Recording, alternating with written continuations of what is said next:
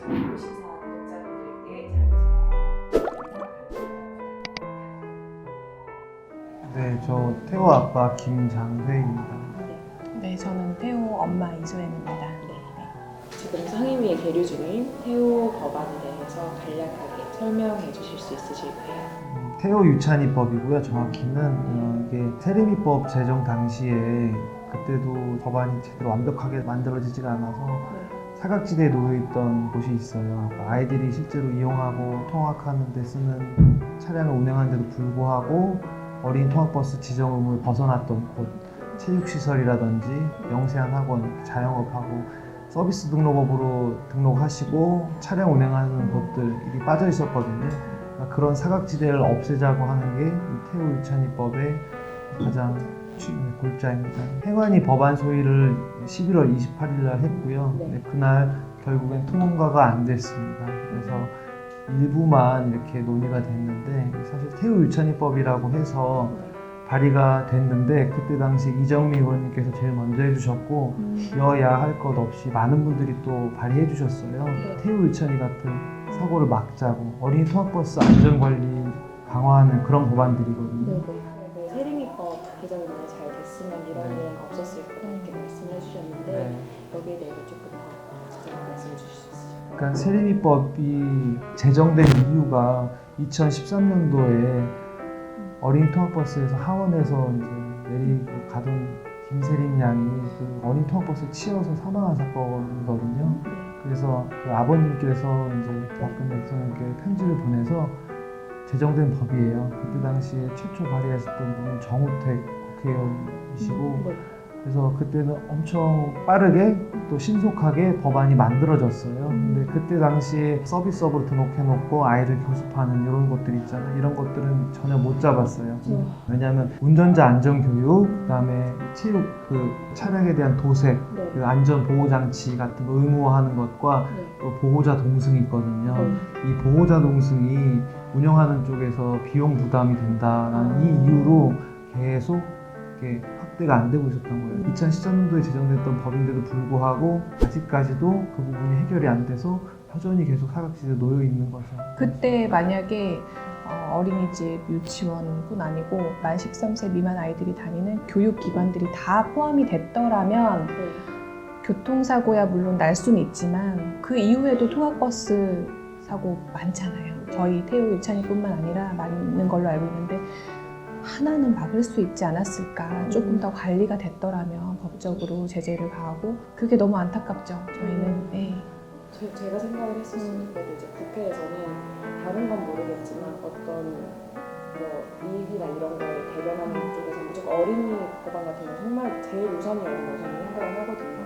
그래서 이번에 저도 되게 안타까웠어요. 저희 태호 유찬이법이 이번에 행안위 소위에 논의가 될 때 2시간 정도 했을까요? 2시간 동안 계속 못 넘어가고 그게 있었거든요. 다음 태호 유찬이법이 먼저 지금 논의에 오르고 그 다음 게 계속 있었는데 넘어가지를 못하고 있다고 저희를 부르셨어요. 저희가 말하는 거는 만 13세 미만이 어린이가 타는 모든 차량을 어린이 통학버스로 지정하자. 뭐 태권도 빼고 뭐 빼고 뭐 이렇게 하지 말고 아이들이 타는 노란 차량을 다 지정하자는데 처음부터 걸렸던 거예요. 그 논쟁들이. 왜 안 되냐고 했을 때 또 2013년도에 그 세리미법 제정 당시 회의록에 나왔던 내용처럼 똑같은 대답을 들었거든요. 저희로서는 납득이 안 가는 이유를 설명을 하시더라고요. 부모들이 2, 3만 원 부담하는 학원도 실제 있었어요. 저도 태호를 보내면서 2만 원씩 부담해 주세요 라는 흔쾌히 부담하죠. 그 안전을 위해서 아이들. 근데 그런 방법도 있지 않느냐라고 저희가 제의를 했었지만 결국은 통과가 안 됐죠. 지금은 이것 때문에 통과가 안 되고 네, 정확히 그것 때문에 안 되고 있는 거예요. 네. 태호 유찬이법만 있던 게 아니라 혜인이법도 있고 한의법도 더 논의를 했잖아요. 그 외에 다른 법들도 몇 개 더 하셨거든요.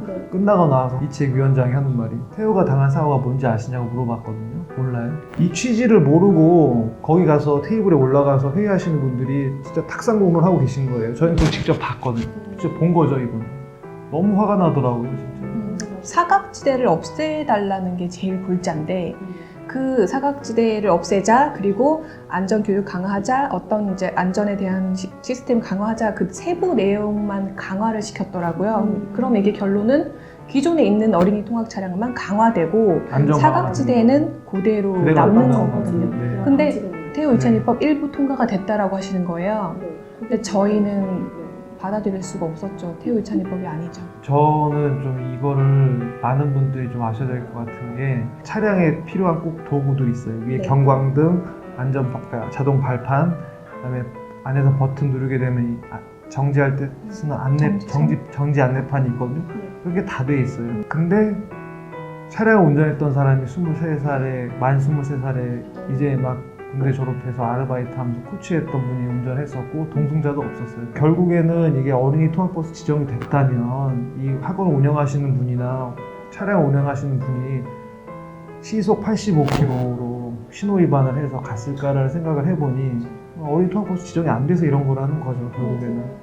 근데 저는 또 개인적으로 생각이 들었던 게 이제 민식이법으로 해서 이게 화두가 됐었잖아요. 네. 그게 조금 2016년부터 혜인이법 같은 경우는 계속 네. 묻혀있다가 이렇게 정기국회 전에 다행히 조명을 받아서 그런데 그 전에 혹시 이제 몇 개월 동안 진전이 없는 걸 보고 어떤 심정이셨는지 궁금합니다. 저희가 국민청원 21만 넘었을 때 정부의 답변을 듣고 이제 통학버스 전수 조사하겠다, 뭐 이렇게 정부 차원에서 노력을 하겠다라는 대안을 몇 가지 말씀을 해주셨어요. 저희는 그게 이루어지는지 알았거든요. 사실 저희가 개인이 할 수 있는 거는 그 답변 듣고 기다리는 거였어요. 처음에 저희도 아무것도 몰랐죠. 근데 아무런 연락도 없고 또 심지어는 저희가 유찬이네랑 같이 그쪽 답변해주신 그 문화비서관님을 만나자고 요청을 저희가 했어요. 그 이제 밑에 다른 행정관이 나오셔가지고 저희는 무슨 대안을 가지고 나오셨을 거라고 기대를 하고 만났어요. 근데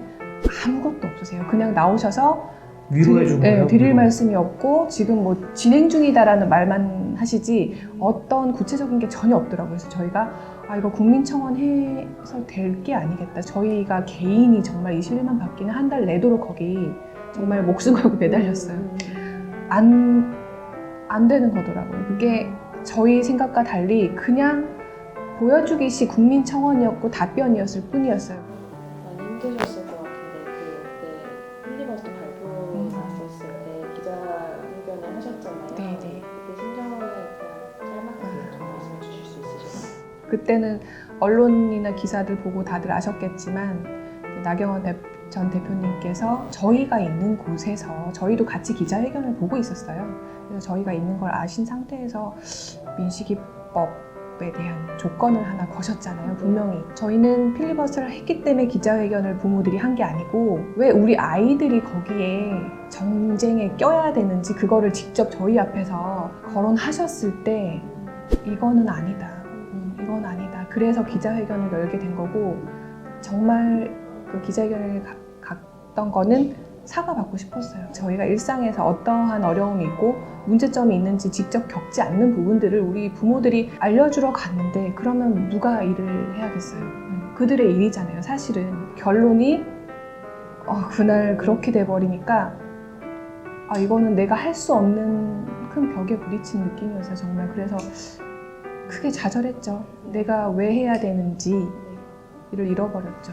마지막으로 하고 싶으신 말 있으시면 편하게 다 해주시면 되겠습니다. 그러니까 이렇게 저희가 조금이나마 발벗고 언론에 비치고 저희도 힘들죠, 사실. 근데 그렇게 해야만 한 번이라도 들어주시더라고요.